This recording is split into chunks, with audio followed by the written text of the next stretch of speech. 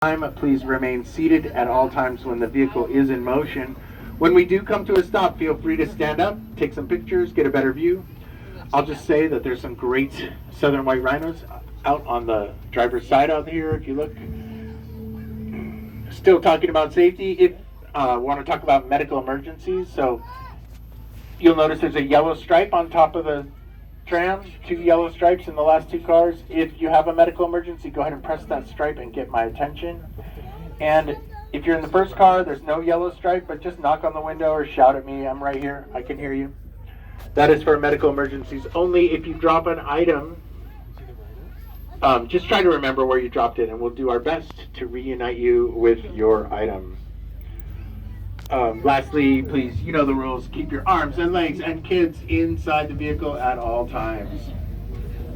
So the first thing you'll notice about the safari park is gigantic, sprawling habitats. We're going to tour right now around almost 300 acres of wildlife habitat. First thing we're seeing here on the left, these are Thompson gazelle, except one of them is not a Thompson gazelle. That is an impala. So we have a nursery where some of the babies grow up, and this impala grew up with a couple of these Thompson gazelle.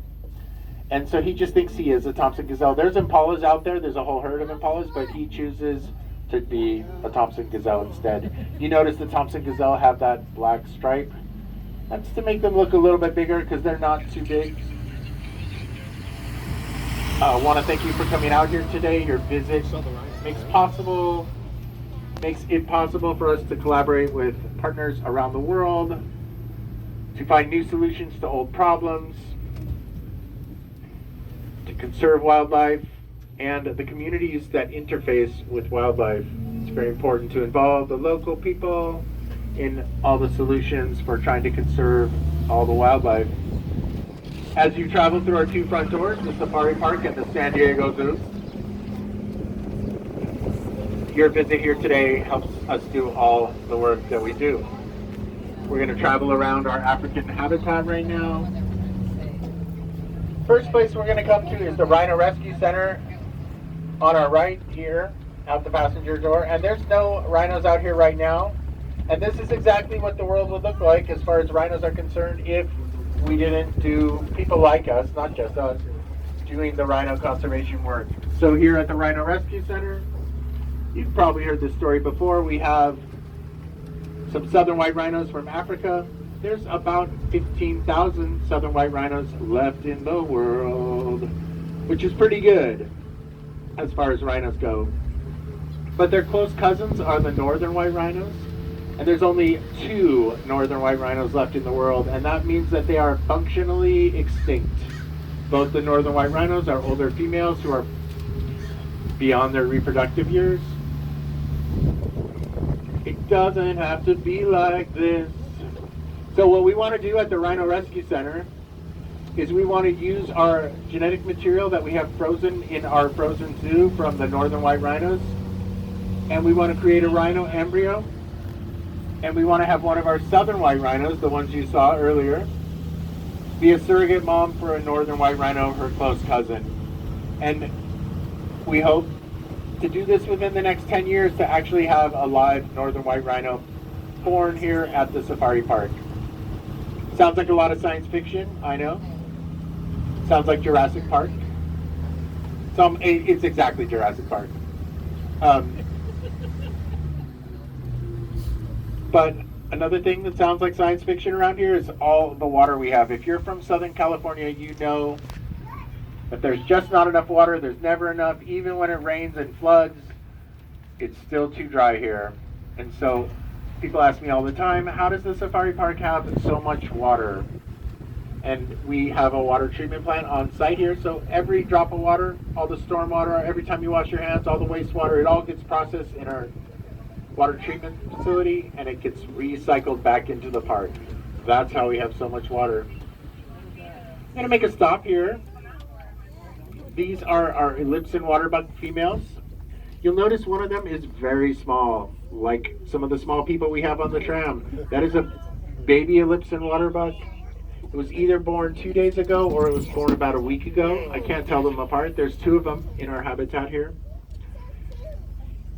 So they're called ellipsin waterbuck. Can anybody tell why? It's because they have that giant elliptical pattern on their butts. And so that's called a follow me mark. It's a way that they can communicate which direction to run when they're fleeing from predators. And almost every species of antelope has a follow me mark. They are adapted for desert climates, so they have the white bottoms to reflect the heat, and they have the tan tops to hide in the sand. We're going to continue along. The first thing you have to notice about the safari park is how big our exhibits are. We're almost 300 acres we're traveling around on this little tour.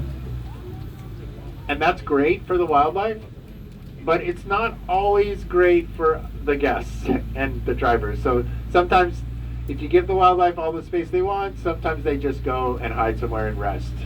And so it's not a problem for us today. We're going to drive around until we find them. That is our goal.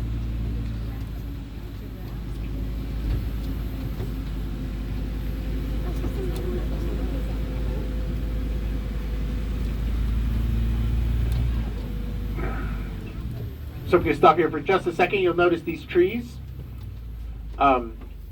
are shaped like giraffe, or they're shaped by giraffe. So you notice there's no leaves that are lower than 18 feet. And that is because our tallest giraffe out here is about 17 and a half feet tall.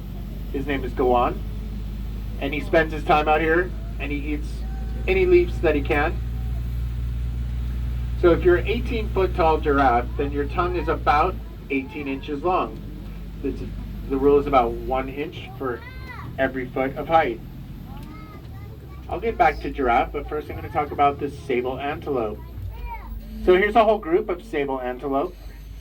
You notice they have the curvy horns. These are young males and also female sable antelope. The males are just a little darker. So anytime you see antelope where the males and the females both have horns, it tells you that they come from a place where resources are scarce. And so the ladies need their horns to compete with the guys for water and for food.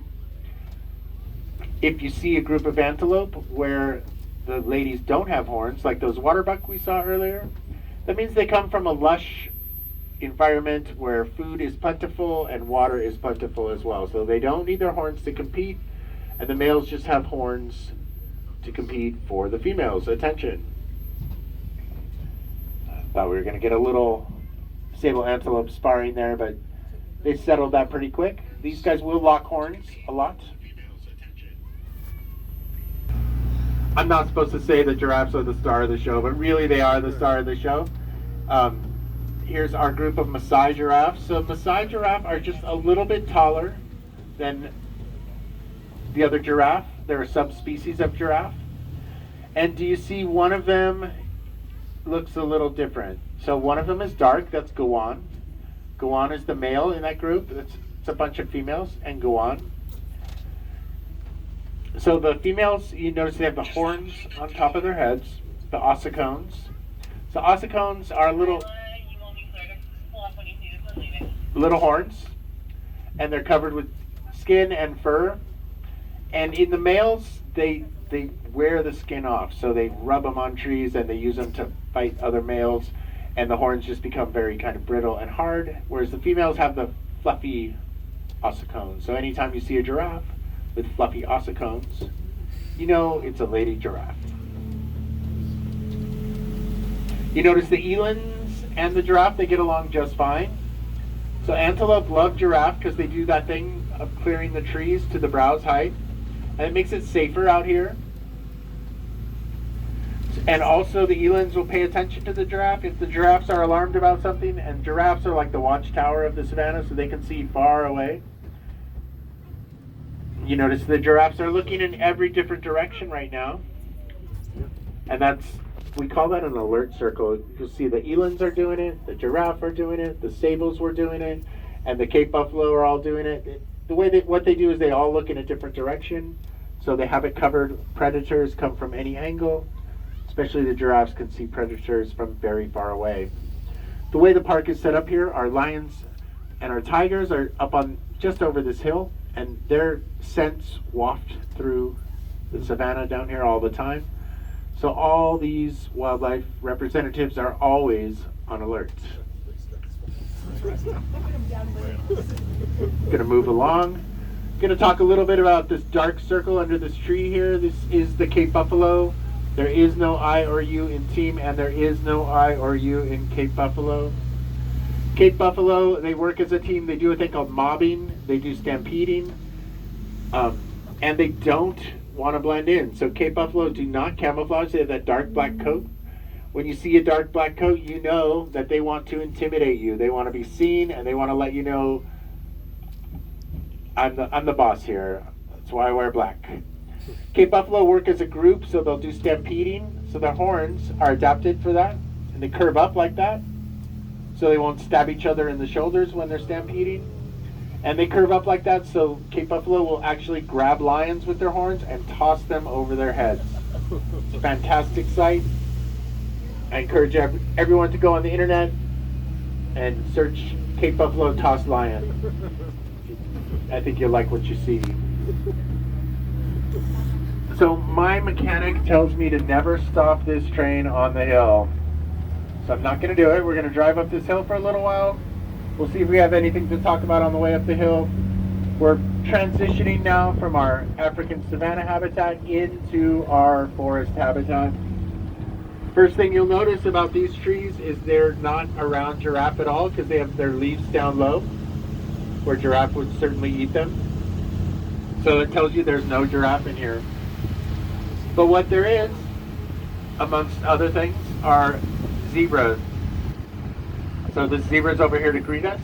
This is a Grebe zebra. Grebe zebra are the largest zebra, and they have the most distinctive black and white stripes. So their stripes are unique to each animal, just like your fingerprint. They look a lot like your fingerprint. And they use their stripes as a disruptive camouflage. So the zebra stands out so much. You say, how can the stripes be a camouflage? Oh, there's a Nyala male over by the wall. We're not going to be able to see him when we get over there, so this is the only chance you'll see the Nyala male over past the bridge by the wall. Notice his fancy golden socks. He's my favorite. He's the same antelope that's over by the tram station, if you ever see the orange and white striped antelope by the tram station. I'm going to stop here on top of the bridge for a few minutes, enjoy the breeze. It feels nice. That guy on our passenger side there, that is a female Sitatunga. Sitatunga are your semi-aquatic antelope. So they have some adaptations to help them in the water. They have the long back legs. They're powerful swimmers, but they're very awkward walking around on the land. It's that orange and white antelope right there. So they're a little bit like a sea lion. They're awkward on the land. They're a little bit like a giraffe. They have a long prehensile tongue for grasping grass in the water. And they're a little bit like a duck. They have very greasy fur to keep themselves dry when they're swimming. So it's fun to say. Sitatunga are basically your sea lion, duck, giraffe, antelope. Up ahead of us, about 2 o'clock, we have some roan antelope. Roan antelope are featured in a folk tale. These are the creatures that brought agriculture to humanity. So a little bit like Demeter, if you're into your mythology. The roan antelope, the reason they say they brought the agriculture is because they like the same sort of areas that farmers like to grow in. So here's a great place to see how giant our habitat is. Like I said, it's about 300 acres of African wildlife here, just in this few habitats that we're touring around.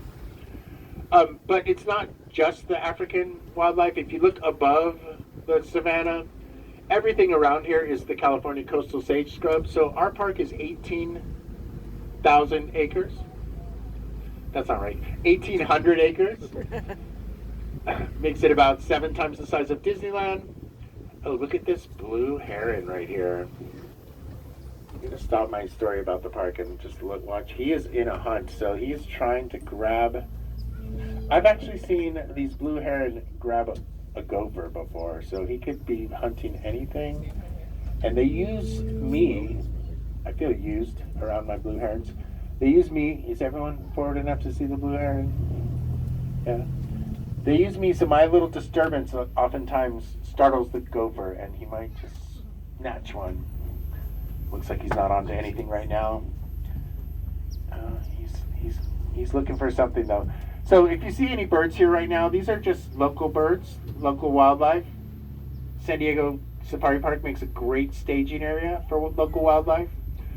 As I was saying before, we have 1,800 acres, and there's tons of water here, and so migrating birds and local birds, they love to come here. They eat gophers, they eat lizards, they just drink the water, they just rest when they're migrating. If you're interested in birds, you should check out the Audubon Bird Migration Explorer. Audubon Bird Migration Explorer. It's a website, so it's a little old-fashioned, but you can follow bird migration in real time. You can click on a bird species, and you can see where they are, see where they're going. They have, trackers on birds sometimes. Birds are real. They have trackers on the birds. You can also click on any city you're in the Audubon Bird Migration Explorer, and you can see what birds are there right now or what birds are there at different times. If you have a friend halfway across the country or halfway across the world, you can click on the 2 cities that you live in, and you can find a list of birds that travel between those 2 cities. For example, there's birds that travel between Argentina and Alaska every year. You can write little poems to each other about the different birds that travel between your 2 cities. Birds are awesome. So there's some more of our zebras down there. I was talking about the California coastal sage scrub habitat. So if you're from Southern California, you're familiar with it. Just all the stuff above this African exhibit here is California coastal sage. We conserve 900 acres of our park are set aside for California coastal sage scrub habitat for the local wildlife, for the coyotes and the rabbits, the bobcats. We get mountain lions out here all the time, although I've never seen one. We get mule deer, lots and lots and lots of mule deer. And then 2 of the species that we focus our conservation on for the California coastal sage scrub are the burrowing owls and, check your pockets, the pocket mice. We have reintroduction programs underway for both of them. Burrowing owls are really some of my favorite owls. My favorite birds, I mean to say, because everyone wants to fly, but burrowing owls would rather run. So burrowing owls can fly, but they choose to run. They just are very fast. They chase mice. And when they eat the mice, they help to propagate the coastal sage scrub habitat, because the mice are like your Costco shoppers. They go around and they collect all the seeds. They come home with way more seeds than they can eat. So they bury the seeds, and when they do, and when the owls eat them, and when the snakes eat them, everybody eats mice, really.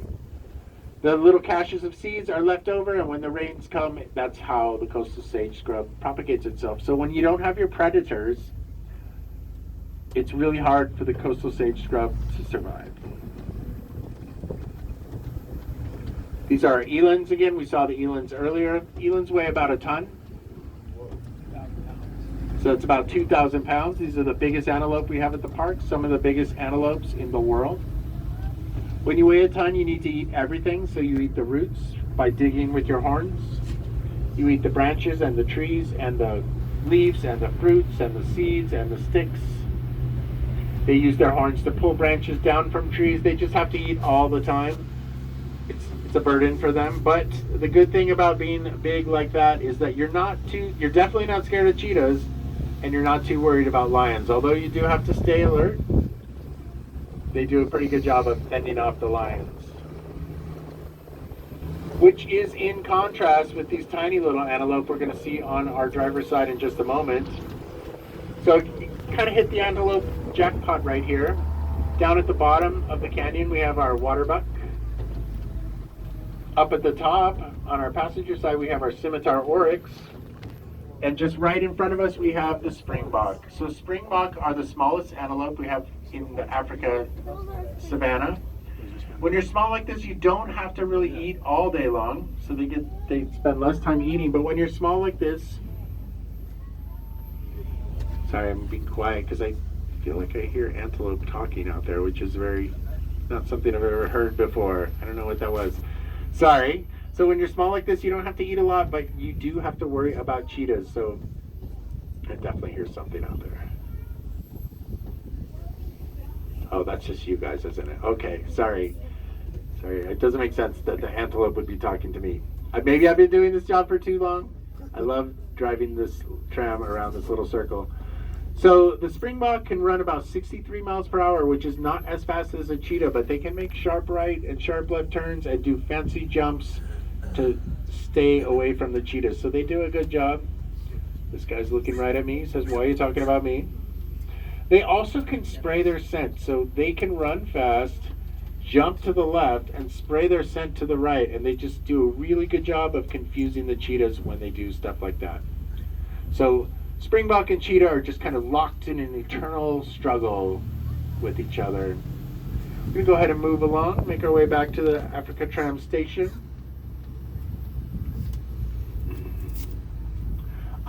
First, we're going to see my favorite antelope down there on the hillside. Those on our left, those are your hemsbok. Hemsbok are usually over on the other side, and I usually get to talk about them a lot more, but here we just see them far away. They look very unicorn-esque. You can kind of see where the legends of unicorns came from with these oryx.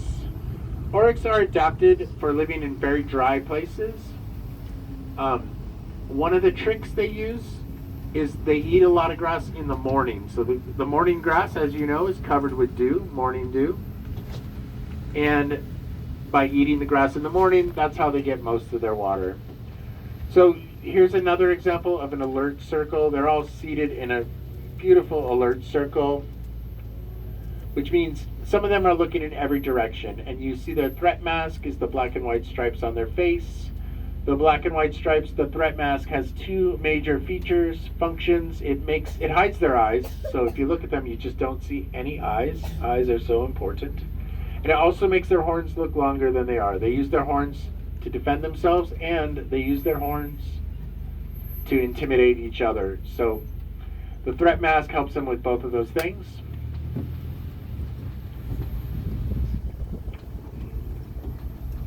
Making our way down the hill here, back towards the tram station. Want to thank you for coming on my little tour, driving around my little circle with me.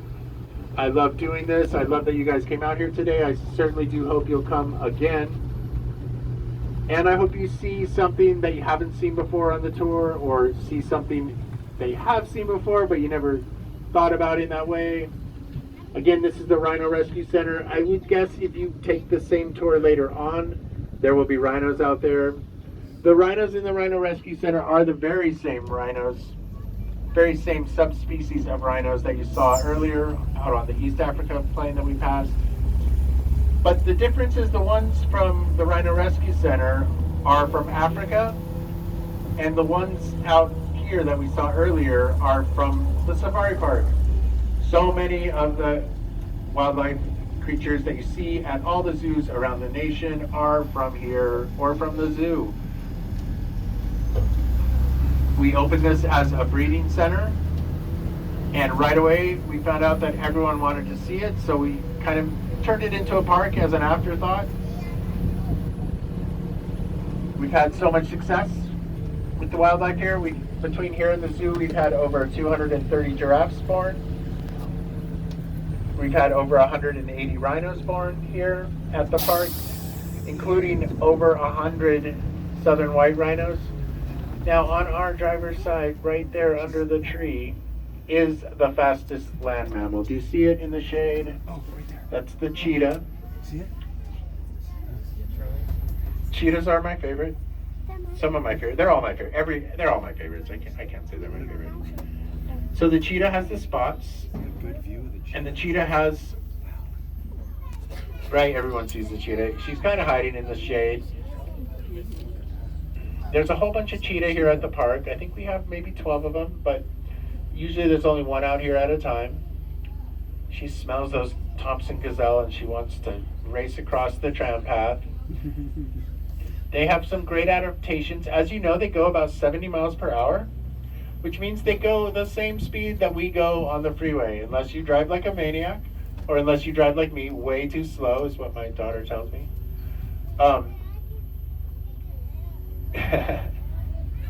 So one of the adaptations they have for going so fast, their claws never retract, like cats' claws.